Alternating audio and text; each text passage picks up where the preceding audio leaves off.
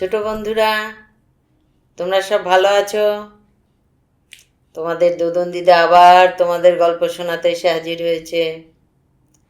আজকের একটা ভূতের গল্পই বলবো, জোলা আর সাত ভূতের গল্প। উপেন্দ্রকিশোর রায়চৌধুরীরই লেখা। এক জোলা ছিল, সে পিঠে খেতে খুব ভালোবাসত। তার মায়ের কাছে খুব বায়না করছে, ও মামা একটু পিঠে বানিয়ে দাও না, একটু পিঠে বানিয়ে দাও না। ওর মা বলল, আচ্ছা দাঁড়া, তোকে পিঠে বানিয়ে দিচ্ছি। তা বেশ সুন্দর চ্যাপটা চ্যাপটা লাল লাল বেশ বড় বড় 7খানা পিঠে বানিয়ে জোলাকে খেতে দিয়েছে। এবার ওই অত বেশ বড় বড় পিঠে তো, ওর যে কী আনন্দ! ও তো নাচছে আর বলছে, একটা খাবো, দুটো খাবো, 7 বেটাকে চিবিয়ে খাবো। এই নাচছে আর ওই পিঠের বাটি নিয়ে নাচছে, খাচ্ছে না। তখন ওর মা বলে, কিরে তুই পিঠে নিয়ে নাচবি, খাবি না? বলে, খাবো খাবো, কিন্তু একা একা খাবো কেন?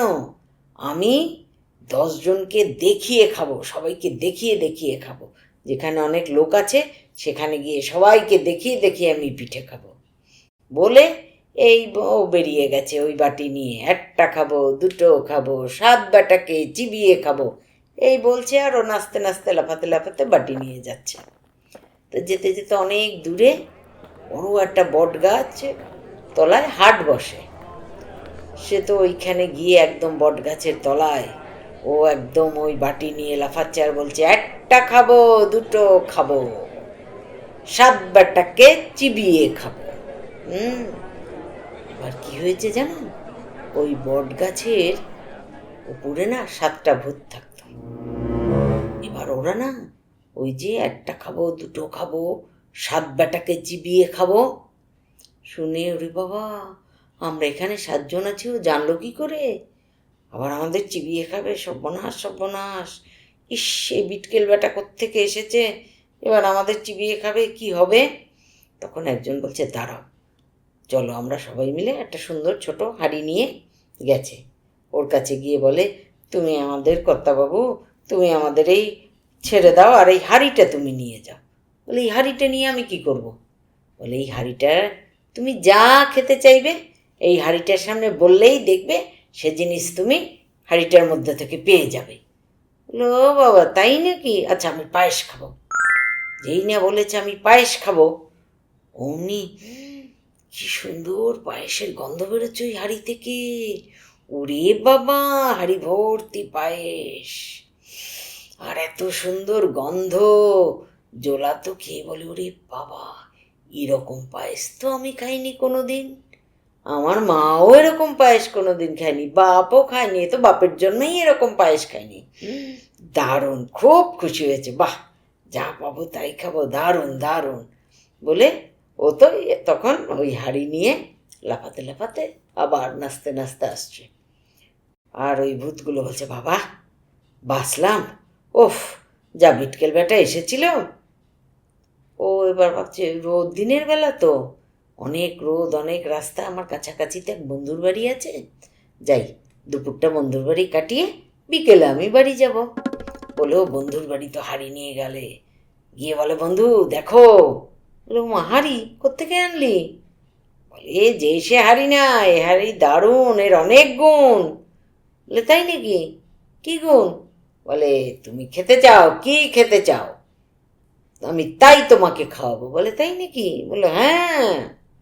বলো, আমি তো রসগোল্লা, সন্দেশ, অমৃতি, জিলিপি, মালপোয়া, চমচম যা ছিল সব বলছে, আর সব হাঁড়ি থেকে বের করে করে করে করে দিচ্ছে। বন্ধু তো দেখে, বন্ধু কিন্তু খুব একটা সুবিধের মানুষ ছিল না, খুব দুষ্টু আর হিংসুটে। বন্ধু বললো, ওরে সর্বনাশ, এ হাঁড়ি তো চমৎকার হাঁড়ি, এ হাঁড়ি হাত ছাড়া করা যাবে না, এই হাঁড়ি আমার চুরি করতে হবে।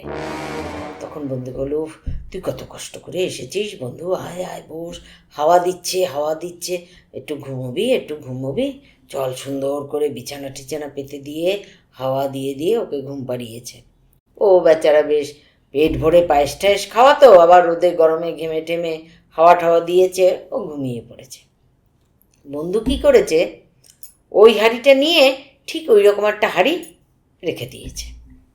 এবার ও বিকেলবেলা উঠেছে ঘুম থেকে, উঠে ও তো আর অত বোঝেনি, সরল সোজা মানুষ।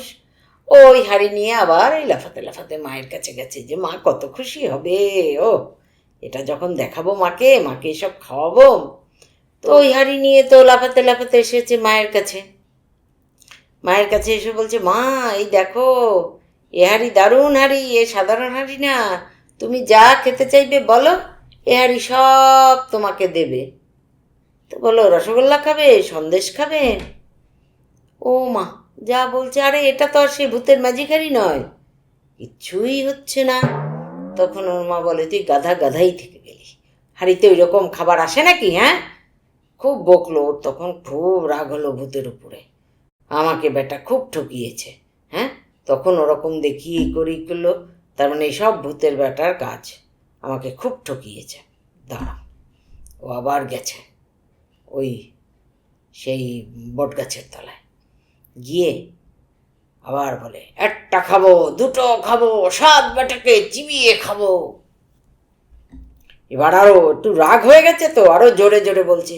ওরা তো আবার ঠকঠক করে, হায় রে আবার আমাদের খেতে এসেছে রে, এবার কি করি? একটা ছোট্ট সুন্দর ছাগল এনে দিল, দিয়ে বলে, এই নাও তুমি এই ছাগলটা নিয়ে বাড়ি যাও। বলে, এই ছাগল দিয়ে আমি কি করব? বলে কি, তুমি এই ছাগলকে কাতুকুতু দেবে, আর দেখবে ছাগলের মুখ থেকে ঝরঝর করে মোহর বেরোবে, তুমি দাও একটু কাতুকুতু। ও তখন ছাগলকে যেই না কাতুকুতু দিল, ছাগল হি করে হেসে উঠলো, আর ঝরঝর ঝরঝর করে মোহর পড়ছে। উরি বাবা, একেবারে ছাগলটা তো এরকম জড়িয়ে নিয়ে যাচ্ছে, যেতে যেতে ভাবছি, উফ এটা তো বন্ধুকে না দেখালেই নয়। বুঝতে পেরেছ?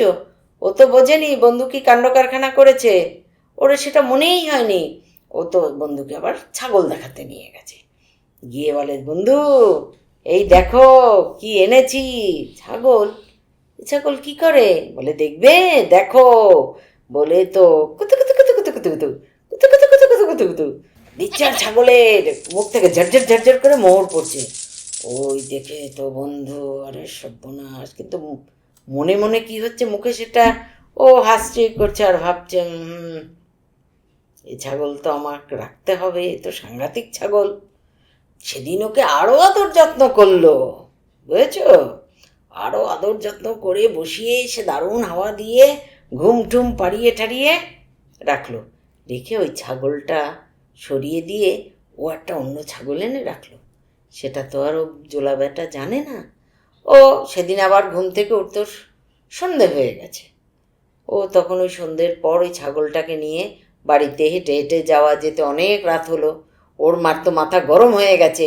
হ্যাঁ, এইরকম কি এক একটা কাণ্ড করে ও, আজকের এখনও এলো না, তারপরেই দেখে একেবারে হি হি করতে করতে ছাগল নিয়ে ঢুকছে। ওমা দেখো কি এনেছি। বলে, কি এনেছিস? বলে, দেখো না। বলে তো ছাগলটা রেখে ও তো সমানে, হ্যাঁ, কুতু কুতু কুতু কুতু কুতু কুতু কুতু কুতু কুতু। এ ছাগলের তো কিচ্ছু হয় না, হবে কি করে? এ ছাগল কি সেই ম্যাজিক ছাগল তো নয় ভূতের দেয়া, পাল্টে গেছে ছাগল। তখন ওর মা বলে, তুই যেমন, বলে, না না দাঁড়াও দাঁড়াও আমি ঠিক করে দিচ্ছি। ও আবার একটু ভালো করে 2 হাত দিয়ে কুতু কুতু কুতু কুতু কুতু। তখন ছাগলটা রাগ হয়ে গিয়ে সে এমন শিং দিয়ে দিয়েছে ওর নাকে এক গুঁতো, ও তো ওরে বাবা গো বলে পড়ে সে নাক দিয়ে রক্ত বেরিয়ে, আর ওর মা তো বকা বকি করে, তুই একেবারে বোকা গাধা, গাধাই রয়ে গেলি, তোর কোনো দিন বুদ্ধি হলো না, এইসব আরও বকলো টকলো। ওর খুব তখন দুঃখ হয়েছে। বললো, না এবার আমি গিয়ে একটু ভূতদের বেশি জব্দ করবো, দাঁড়াও। বলে ও পরের দিন আবার গেছে। গিয়ে বলে, একটা খাবো, দুটো খাবো, 7 বেটাকে চিবিয়ে খাবো। ও আজকের আরও রেগে গেছে। তখন ওরা তো আবার সাহায্য করেছে, কর্তা এরকম করবেন না। বলে, তুমি খুব দেখো, ছাগল দিয়েছ, ছাগলে মোহর পড়ে, দেখো আমার নাক থেতলে দিয়েছে, কি করেছে? বলে, আমাদের ছাগল তো নাক থেতলে দেবে না। বলে, দেখো দেখো। বলে, তুমি কি এই ছাগল ওই হাঁড়ি নিয়ে কোথাও গেছিলে না সোজা বাড়ি গেছো? বলে, না আমি এক বন্ধুর বাড়ি গেছিলাম। বলে, ও তাহলে তোমার বন্ধু সব পাল্টে দিয়েছে।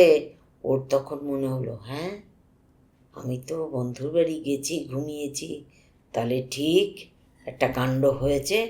বলছে দাঁড়াও। হুম, বলে বেশ মোটা বড় একটা লাঠি দিয়েছে। বলে তুমি এই লাঠিটা নিয়ে গিয়ে বন্ধুর বাড়ি, বন্ধুর কাছে গিয়ে শুধু লাঠিটাকে বলবে কি জানো? বলবে, লাঠি লাগাও তো।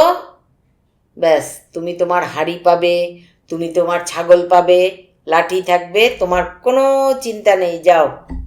ও তো বেশ বগলের মধ্যে লাঠিটা নিয়ে এবার বন্ধুর বাড়ি এসেছে। এসে বলে, এবার বন্ধু ভাবলো, বাবা এবার আরও জানি না জানি কী নিয়ে এসেছে। আসো আসো আসো আসো, বাবা কী নিয়ে এসেছো? বলে, হ্যাঁ, ভালো জিনিস নিয়ে এসেছি, দাঁড়াও তোমাকে দেখাচ্ছি। বলে ও লাঠিটা বগল থেকে নিয়ে বলে, লাঠি লাগাও তো। যেই বলা, লাঠি একেবারে ঝড়ের গতিতে ওর ওই বন্ধুটাকে একেবারে মাথা থেকে পা পর্যন্ত সাপাং সাপাং পিটানো কাকে বলে। মাথা, চোখ, নাক, মুখ, পিঠ, ঘাড় কিচ্ছু দেখছে না।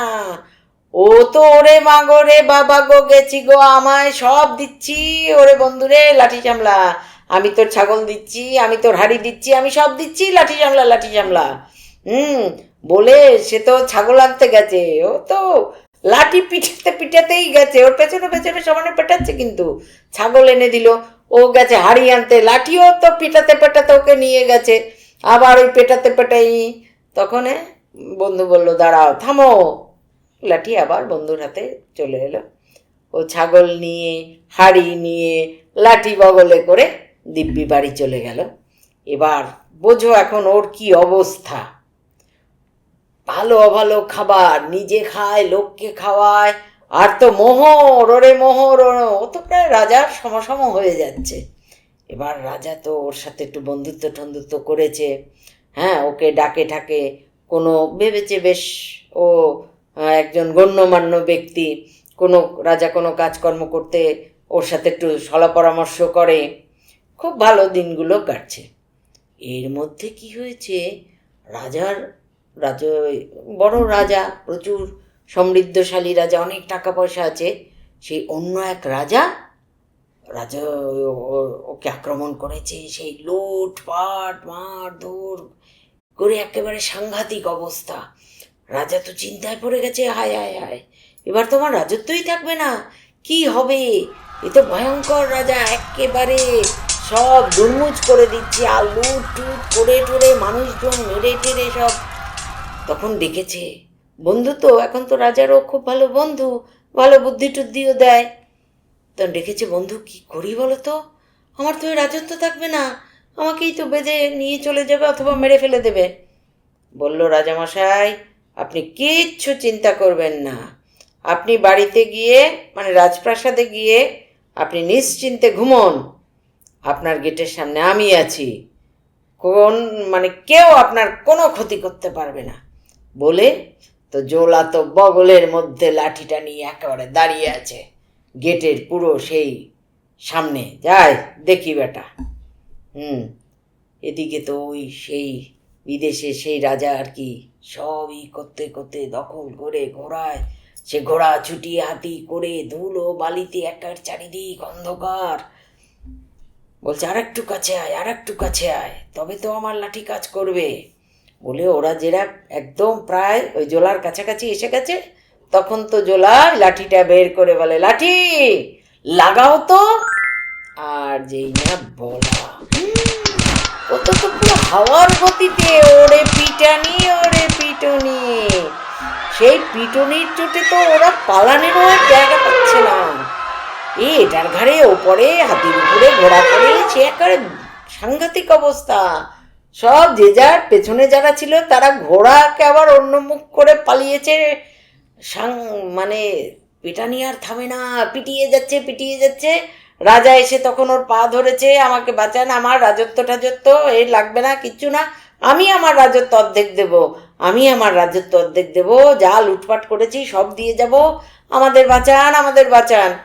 তখন বলল, ঠিক আছে চলুন, বলে লাঠিটাকে বগলে নিয়ে ও ওই রাজাটাকে বেঁধে নিয়ে রাজার কাছে চলে গেছে। এই নিন রাজামশাই, এই যে রাজাকে বেঁধে নিয়ে এসেছি, দেখুন এবার কি শাস্তি দেবেন, নাকি ক্ষমা করবেন, কি করবেন করুন। তখন বলছে, শোনো, তোমার রাজত্বের অর্ধেক আমার এই বন্ধুকে দাও, হ্যাঁ, তাহলে তোমাকে আর তোমার মেয়ের সাথে এই বন্ধুর বিয়ে দেবে, তাহলে তোমার ক্ষমা হবে, নালে কিন্তু ক্ষমা হবে না, আমি মেরে ফেলে দেবো তোমাকে। তখন বলল, দেখো, জীবন থাকলে সব আছে, জীবন নেই কিছু নেই। রাজা ভাবলো, যাকে অর্ধেক রাজত্ব দিও তো, অর্ধেক রাজত্ব আমার থাকবে। বললো, হ্যাঁ হ্যাঁ, আমি রাজি, আমি রাজি। তখন ওই রাজা তার রাজত্বের অর্ধেক এই জোলাকে দিল, তার মেয়ের সাথে বিয়ে দিল। দিয়ে তো সেই বিয়েতে বুঝতেই পারছো তো, খাওয়া দাওয়া, সেই হাঁড়ি যত বলছে খাবার বেরোচ্ছে, নানান রকম খাবার, সে যে কত খাবার, ও তো শেষ নেই। সে বোধহয় আজও খাওয়া দাওয়া চলছে, জানো। ইস, জায়গাটা যদি জানতাম, আমরাও সবাই গিয়ে একটু ওই ভূতের ম্যাজিকের খাবার খেতে পারতাম, কি মজা হতো বলো তো। তো সেটা তো আর জানি না। কেমন লাগলো ভূতের গল্প? তাহলে তোমরা সবাই ভালো থাকবে। আগামী দিনে আবার একটা নতুন গল্প নিয়ে হাজির হবে তোমাদের দোদন দিদা।